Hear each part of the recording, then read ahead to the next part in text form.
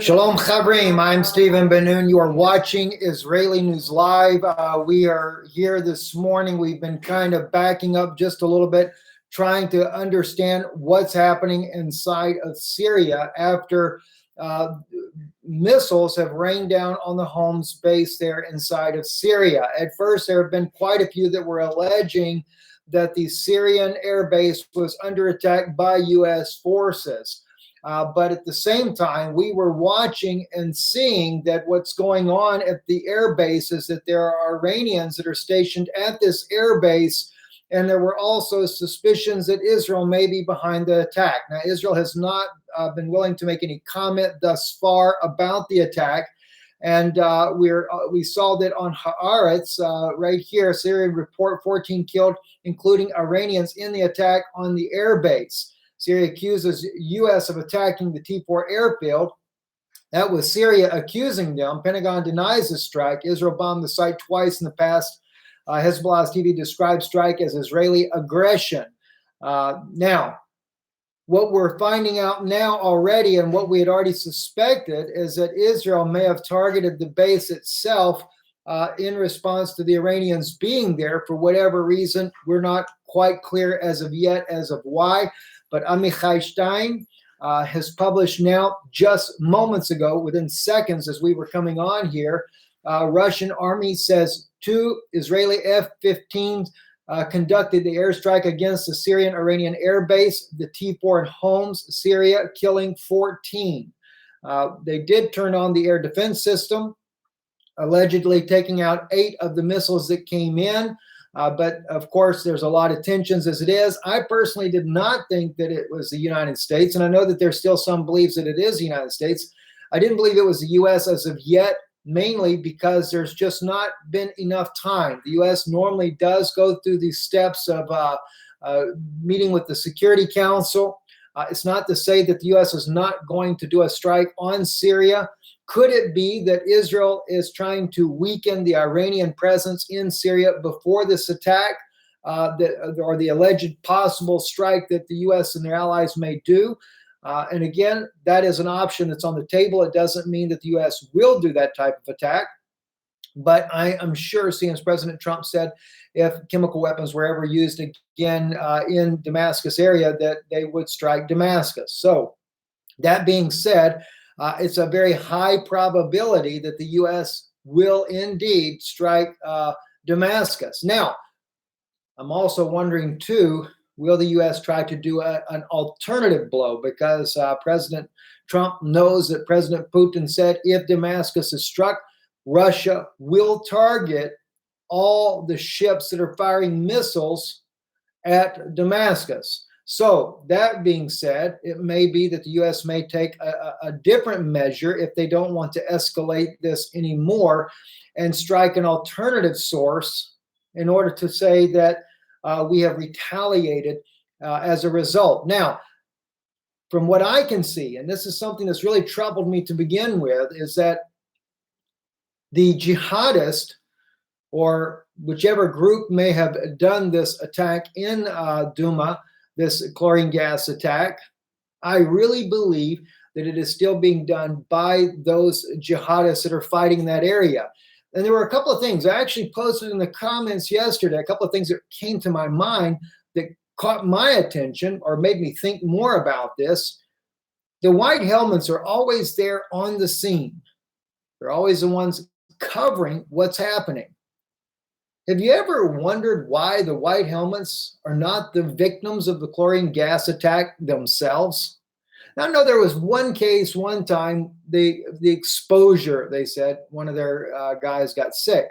But they never end up being the victims. They never end up dying in any of these chlorine gas attacks.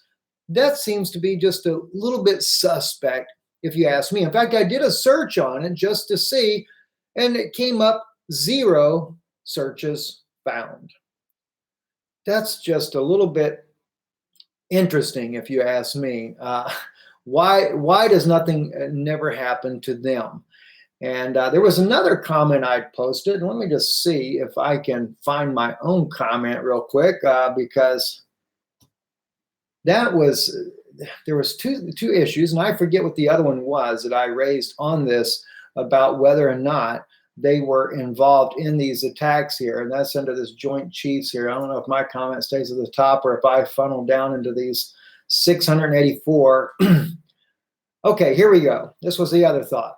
Another thought to consider: Russia and Syria always willing to transport, yeah, that's the other one, transport the enemies and Syria civilians away from the war zone. But notice, they even bus the enemy to other locations in Syria. Why would they use chemical weapons if they're willing to take the enemy to safety? I mean, use logic sense in here. What is going on when they're willing to take and bus their own enemies, the very jihadists that are fighting al-Nusra, al-Qaeda members, or whatever their other names are that are on that side there? They're willing to put them and their families on buses, send them to another part of Syria where they know that they will end up having to fight them yet again. Why would they use chemical weapons on them if they're showing a humanitarian side that we definitely would never see from these jihadists to begin with? You know, I'm sure after me bringing these issues out, they're going to quickly hear it. And of course, they will try to make a response. Just like we see propaganda coming out that, well, there's radio intercept that the generals of Israel, the generals of Syria give the okay to launch a chlorine gas attack. We know anybody can take and fabricate whatever they so desire. And I won't go into why I know those things, but I do know those things. We have been in contact, though, with our friends on the ground in Syria. We've been trying to find out what they may know about this incident that has happened over there. And we're still waiting to see if we can find out more things. The latest, so we have is Amichai Stein, who's in Israel, works for a television station over there, saying that the Russians are now saying it was two F-15 Israeli fighters that actually launched those attacks there. And we will be following up more on this. Again, I did not want to rush to judgment on what was happening. Yeah, now it's coming out. I-24 News says Israeli F-15 jets fired 8 missiles at Iran-operated Syrian airbase from Lebanon's airspace. Exactly what my thoughts were. So what is Israel doing? I believe they're trying to weaken Iran's presence inside of Syria. And yet, I do believe it is in conjunction with the chemical weapons attack. And the reason I say that is because what Israel is doing is looking at protecting their own selves. If the United States were to strike at Damascus, which no doubt I believe that will happen, the Israelis believe that the first thing they need to do is to protect their own citizens by taking out the Iranians, because Iran has already said that they would retaliate against Israel for any U.S. aggression against forces inside of Syria. So as much as I would hate to say this, well, I shouldn't say hate to say this, but at the same time, Israel is taking those preventative measures. And whether or not they're working with the NATO partners in conjunction with this, or whether or not Israel is doing this for the preservation of their own people, I believe this is the reason why we see this attack has actually happened there. So I don't know. I guess if I was in Prime Minister Netanyahu's position, knowing that there is a great likelihood that the U.S. will strike against Damascus and it can turn into an all-out war, and knowing that the Iranians have already said that they would retaliate against Israel for any U.S. strikes on Damascus, I guess I would also have to make that type of decision. And I can't say it's the right decision, friends, because, you know, I hate war, I don't like war, and I hate to see people die. And it doesn't matter to me, whether it be Israelis, whether it be Syrians, whether it be Palestinians, Americans, or anybody else. You know, I'm for life. And this is what I believe that Yeshua himself stood for as well, was for life and for humanity. And, you know, because God does say, he says, I will repay. It's not ours to repay, it's his. But unfortunately, we live in a world that is absolutely crazy, no doubt about it. God bless you all for watching. I know it's really late in America, depending on where you're watching at. I was, of course, it's already morning time here, getting close to about 9 a.m. in the morning here.